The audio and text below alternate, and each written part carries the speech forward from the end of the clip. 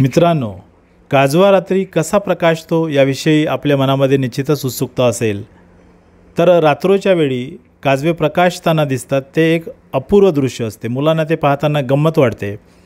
वैज्ञानिक प्रारंभापासूनच काजवे प्रकाश का बाहेर टाकतात हे शोधण्यात गर्क आहेत. काजवा हा खरे तर उडणारा कृमी आहे. या कृमीच्या नराला तसेच मादीला दोघांनाही पंख असतात. ते काळसर असतात आणि त्यांचे शरीर मऊ असतात. ते प्रामुख्याने फुलातील मकरंदावर जगतात. ते उष्णकटिबंधात मोठ्या संख्येने सापडतात. त्यांच्यातून प्रकाशाची चमक बाहेर पडते. प्रकाश निर्मिती करणारा भाग पोटाच्या खाली मागील बाजूला असतो आणि मज्जेद्वारे त्याचे नियंत्रण होते. त्यात लुसिफेरिन आणि लुसिफेरस नामक रसायने असतात. लुसिफेरिनचा ऑक्सिजनशी संयोग झाल्याने प्रकाश निर्मिती होते. लुसिफेरस क्रियाप्रेरक म्हणून कार्य करतो. लुसिफेरस या संयोजनात सहाय्य करतो.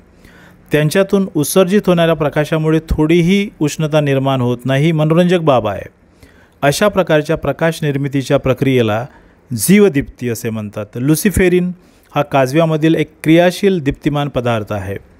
काजव्यातून उत्सर्जित होणारा हा प्रकाश पिवळा किंवा नारंगी असतो.